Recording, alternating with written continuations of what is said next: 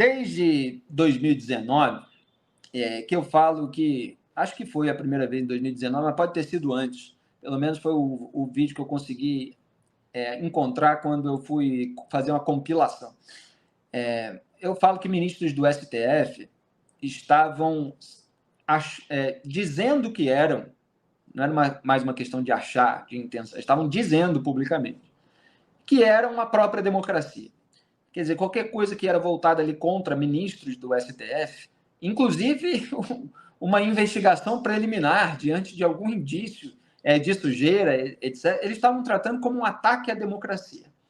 Ministro do STF é um membro de uma composição atual de 11 membros de um Supremo Tribunal Federal, que é um dos tribunais que compõem o Poder Judiciário dentro desse sistema de separação, suposta, né? Separação e independência dos poderes, que são os pressupostos de um regime democrático, entre outros, né? Mas eles acham que são a própria democracia. E aí, ao ser criticado, eles consideram que está havendo um golpe de Estado. E é claro que há nuances aí, há uma distância muito grande entre a crítica a um ministro do STF e um golpe de Estado. É claro que há eventuais ataques, há eventuais ofensas, etc. Agora, elas não são golpes. É preciso separar essas questões. E a gente vai entrar numa pauta a respeito disso. Por quê? O diretor de Polícia Administrativa da Polícia Federal, Rodrigo de Mello Teixeira, defendeu na última terça-feira, em audiência no Senado, que a corporação possa intervir e barrar pessoas que promovam falas contra a honra do Supremo Tribunal Federal.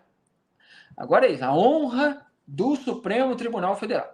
Ele foi ouvido após o jornalista português Sérgio Tavares ter sido barrado no aeroporto de Cumbica horas antes de ir à manifestação bolsonarista em São Paulo, em 25 de fevereiro. Ninguém precisa aqui concordar com todas as opiniões, posições e eventuais alinhamentos de discurso do Sérgio Tavares com o bolsonarismo, para entender a gravidade daquilo que foi dito nessa audiência e que chegou a ser feito pela Polícia Federal. Então vamos ver o que disse o diretor de Polícia Administrativa da PF, um membro da Polícia Federal. Pode soltar. Pegando o próprio depoimento dele, temos declaração dele, ele questionado sobre ataque à honra de ministros da Suprema Corte, que ele faz na rede social dele. Isso, e aí não é questão só de ser ministro da Suprema Corte. Eu não posso fazer um ataque, eu nem nenhum cidadão pode fazer um ataque à honra do senhor, que é senador, ou de qualquer cidadão, ou contra mim, que sou um delegado, diretor da polícia. Então, ataque à honra considera-se crime no nosso ordenamento legal. Ataque à honra considera-se crime no nosso ordenamento legal. Vamos discutir isso. Mas primeiro deixa eu mostrar o próximo vídeo. O Rodrigo de Mello Teixeira também afirmou que a entrada do jornalista português foi autorizada sem embaraço. Espera aí, não foi exatamente assim, né? Vamos ver o que ele disse. Repetindo, ele não foi preso, ele não teve passaporte retido. Entrevistado, aí sim, para ver a questão formal e por causa dessas opiniões dele que, como eu disse, flerta ou está muito próximo da situação de criminalidade. Flerta e está muito próximo com a situação de criminalidade. Não, ele não sofreu nenhum embaraço, ele foi entrevistado. Olha, ele foi interrogado ao chegar ao Brasil. Se um membro da Polícia Federal acha que flerta com a criminalidade, não há qualquer tipo de crime de conclusão sobre o cometimento de um crime.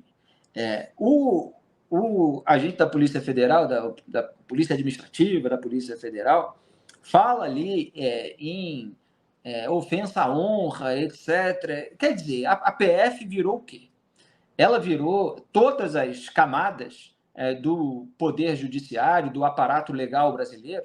Ela já decide, ela já enquadra num crime, e ela, então, constrange as pessoas que supostamente ofenderam autoridades públicas brasileiras. Quer dizer, o que é isso? Não tem um devido processo legal? Então, se alguém se sentiu ofendido na sua honra, o que acontece geralmente? A pessoa contrata advogado, que entra com um processo. Dentro do processo, você tem a oportunidade de defesa, etc. Agora, isso da PF, ir constranger uma pessoa no aeroporto, ir intimidar essa pessoa, a gente aqui certamente tem uma série de divergências em relação a essa figura, que foi entrevistada, foi interrogada pela PF. Mas as declarações tornam aquele episódio do interrogatório ainda mais escabroso. Grebe, você não achou que é perigoso que a Polícia Federal esteja assim, agindo por essas bases? É perigoso, é assombroso, né? É aquilo que a gente vinha alertando há tempos, né, sobre as decisões do Supremo e a maneira como elas vinham sendo tomadas, elas vão criando esse ambiente em que o policial federal que está ali recebendo viajantes que estão chegando ao Brasil se sente empoderado, se sente dono do pequeno poder de fazer uma triagem ideológica dos viajantes. Como assim? Você transfere esse processo, que, como você estava dizendo, Felipe, é um processo judicial no Brasil, para um agente da Polícia Federal, ali na porta do aeroporto. É assim que as coisas começam a desandar de maneira muito feia. Né? Muito feia. A ideia de que é preciso montar um aparato policial de proteção à honra da instituição e à honra das autoridades, olha como rapidamente ela, né, escoou ali do topo do nosso sistema judiciário até a porta de entrada do aeroporto. Tem alguma coisa muito errada acontecendo. Tem alguma coisa muito errada. É preciso, inclusive, que o Supremo Tribunal, diante dessa declaração do agente da PF, se pronuncie. Não pode haver silêncio sobre isso.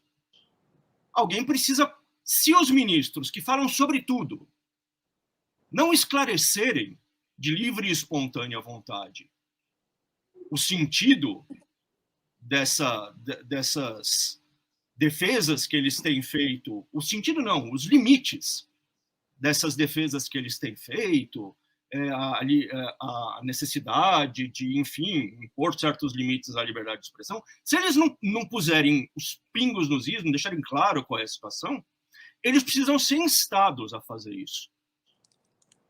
Porque do jeito que a ideia se espalhou pelo país, a gente está numa situação ruim, já desceu do ministro para a porta do aeroporto, como eu estava dizendo.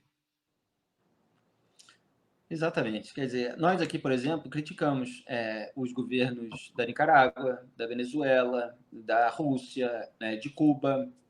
E por nós criticarmos esses governos, imagine se nós chegássemos nesses países e fôssemos interrogados no aeroporto pela Polícia Federal. É um abuso? É óbvio que é um abuso. Quer dizer, se são países democráticos, se são países abertos à comunidade internacional, eles recebem, inclusive, as pessoas que criticam o seu governo, porque o país não é o governo. O país é muito maior do que o seu governo. Essa confusão é a confusão que as autoridades brasileiras fazem. É o que o governo Lula faz. A gente falou a respeito disso outro dia. Lembra, Greve? Foi quando o Lula falou alguma barbaridade sobre a Vale, nesse esquema dele aí de interferência. É dizer, todo mundo tem que seguir aquilo que é a diretriz do governo, inclusive as empresas privadas, né? Porque esse é o país, não sei. Ele confunde de propósito, claro, não é uma confusãozinha, me enganei.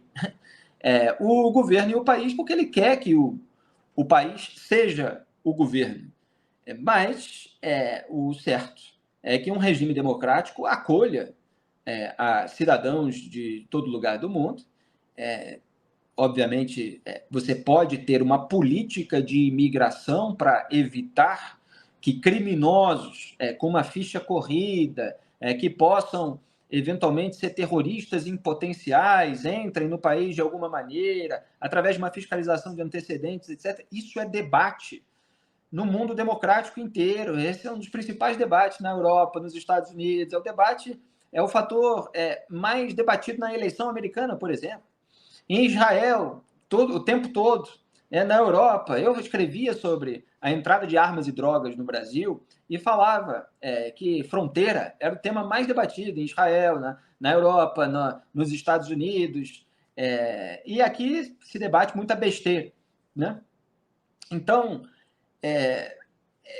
você interrogar uma pessoa que é crítica ao governo no aeroporto em razão de opiniões que possam ter sobre determinados indivíduos que compõem o poder no momento específico do país, é óbvio que é um abuso de autoridade. E isso está sendo feito e defendido no discurso à luz do dia. E as pessoas não estão dando a devida atenção, a gente sabe por quê, né? Só repercute, só é bombardeado, com essa capilaridade das TVs, do rádio, aquilo que é narrativa de interesse do regime. Se não, deixa para lá, o sujeito repercute ali as opiniões bolsonaristas, não vamos entrar nisso. Não, a gente entra. Porque pode ser com um, pode ser com outro, não interessa. É que o certo não é isso. Você não pode estabelecer a priori crimes de opinião e medidas excepcionais contra pessoas que simplesmente estão opinando, estão querendo entrar no país e têm uma opinião diferente daquela que é do poder estabelecido. Não dá. É uma barbaridade o que esse agente da Polícia Federal disse nessa audiência do Senado, do Congresso Nacional, e isso, é óbvio, precisa ser levado adiante. Quer dizer, precisa haver um enfrentamento parlamentar a esse tipo de iniciativa para que ela não ocorra mais, né, Greg? Com certeza, Felipe. Ele diz o seguinte: e nós, cidadãos, vocês, ninguém pode ofender a honra do ministro, de um agente e tal. Calma, vamos entender direito qual é a situação. Eu posso ofender a honra, quem quer que seja. Agora, eu serei responsabilizado por isso num processo judicial. E se ao final do processo julgarem que a pessoa que fez essa ofensa é culpada, ela vai ter que pagar uma indenização, alguma coisa assim. Eventualmente, pode até incidir num crime, né? Olha só, tudo isso se dá a posteriori. Tudo isso se dá depois. O que estes agentes da Polícia Federal fizeram foi criar uma situação de coerção, de atemorização do sujeito que estava viajando para o Brasil. Ou seja, criaram uma espécie de censura implícita. Ficou implícito, cuidado com o que você vai dizer, rapaz. Essa intimidação não pode acontecer. Se algum ministro achar que foi ofendido pelo cidadão português que veio ao Brasil, ele tem mecanismos para processar esse sujeito. Lógico. Certo? Mesmo que more fora do Brasil, existem ferramentas para tentar fazer isso. É isso aí. Agora, o que a Polícia Federal fez, repitamos, não foi um controle posterior da fala do sujeito. Foi uma espécie de triagem mesmo. E uma ameaça. Fica esperto, oportuno, porque senão você vai se dar mal. Exatamente, é por isso que eu chamei de intimidação, né? Quer dizer, está intimidando, que é para ele não falar barbaridades quando estiver aqui no Brasil, barbaridades, obviamente, sob o ponto de vista dos ministros do STF e dos agentes da Polícia Federal a seu serviço. Aliás, o Deltan Dallagnol comentou no X que a Polícia Federal virou guarda pretoriana do STF. E é um comentário bastante preciso, bastante objetivo, porque é isso realmente que parece. E uma guarda pretoriana, prestem atenção, na esfera virtual até, na esfera da palavra, do discurso. Quando se pensa em guarda pretoriana, se pensa nas guardas antigas de proteção física, dos regimes monárquicos, etc. Agora você tem uma guarda pretoriana até para tentar eliminar na raiz qualquer tipo de repulsa que se converta num discurso incômodo para aquelas autoridades. Aí realmente é o abuso do abuso, né? É lamentável que a Polícia Federal esteja assim tão instrumentalizada politicamente. E mais do que isso, como é que a gente vai dizer? Supremamente? Porque é pelo Supremo Tribunal Federal, que nem deveria ser o tribunal político que é, mas acabou sendo um tribunal eminentemente político que tem agido em consonância com o governo de turno. Então, assim, um episódio inteiramente lamentável, mas que tem que render consequências, né? Os parlamentares precisam agir, precisam impedir esse tipo de intimidação. A convocação para a audiência ela é bem-vinda, porque ela mostra que os parlamentares estão vigiando e a população indignada, que pressiona os parlamentares para que eles cumpram o seu papel, porque isso não é intimidação. Você convidar ou eventualmente convocar, a depender do procedimento previsto em lei, uma autoridade para que ela seja questionada no parlamento, diante de uma atitude que gerou um grande ruído no debate público, isso é um mecanismo perfeitamente legítimo, democrático. O que não é você interrogar o sujeito, um turista que acabou de chegar no país, porque ele emitiu opiniões que são desagradáveis para ministros do STF. Realmente, eles se acham a democracia. E o bolsonarismo deu essa possibilidade para eles de posarem de defensores da democracia contra a extrema-direita.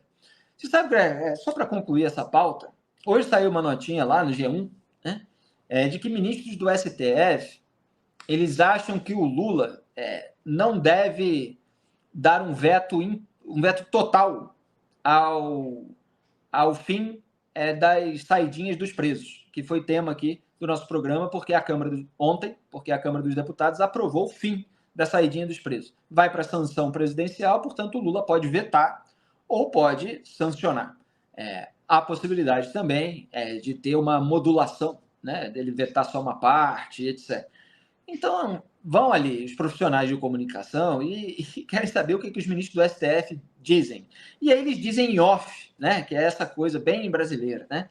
Ministros do STF acham isso, acham aquilo. Eles viraram blogueiros políticos. E aí os ministros estavam dizendo que o Lula não deve dar um veto total, porque isso acaba turbinando a extrema-direita, etc. Então, assim, eles são articuladores, estrategistas políticos, que vão aí orientando a Polícia Federal, porque a cada etapa de uma investigação eles comentam. Gilmar falou, saímos das especulações para provas, né? No evento lá do grupo de lobby de um chefe de TV, muito parceirão do Gilmar. Ele já tinha comentado outra etapa também, nós chamamos a atenção disso. Então ele vai guiando a Polícia Federal e agora vai guiando também o presidente da República. Olha, se você fizer isso, vai perder a popularidade, etc. Então parece que está governando junto.